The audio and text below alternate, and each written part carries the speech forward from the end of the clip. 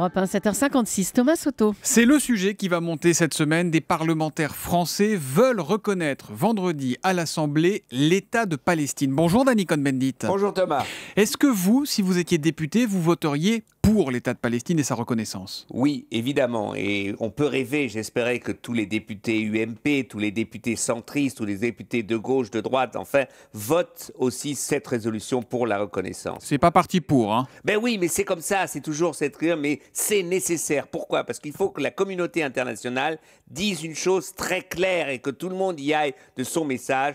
Pour nous, la solution dans la région, c'est deux États. D'ailleurs, il y a 67 ans, le 29 novembre, l'ONU reconnaissait l'État d'Israël et prévoyait le partage en un État israélien juif et un État palestinien. 67 ans, il est temps d'avancer dans cette direction. Oui, sauf que Danny, c'est un vote consultatif qui ne liera pas de toute manière le gouvernement français vendredi. Ça ne va donc servir à rien, sauf peut-être à mettre encore un peu plus d'huile sur le feu, voire à nourrir l'antisémitisme qu'on n'a vraiment pas besoin en ce moment dans le pays. Non, pourquoi l'antisémitisme? Mais non, c'est pas contre Israël, ce sont les amis d'Israël qui doivent porter ça. C'est d'ailleurs M. Barnaby, qui était ambassadeur israélien en France, qui l'a dit. Il faut, quand on est ami d'Israël, reconnaître l'État palestinien.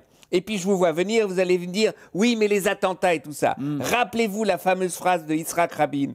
Nous devons combattre le terrorisme comme s'il n'y avait pas de processus de paix et poursuivre le processus de paix comme s'il n'y avait pas de terrorisme. L'ancien Premier ministre israélien assassiné.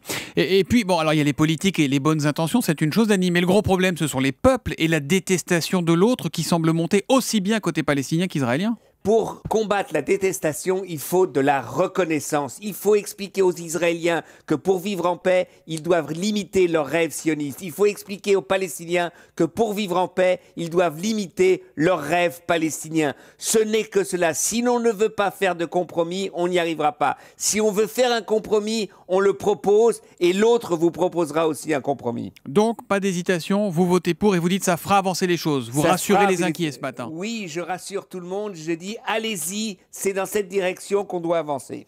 L'humeur de Danny, c'est tous les matins à 8h-5 sur Europe 1. On vous retrouve demain matin? À demain, Thomas. À demain, Danny. Bonne journée. Ciao.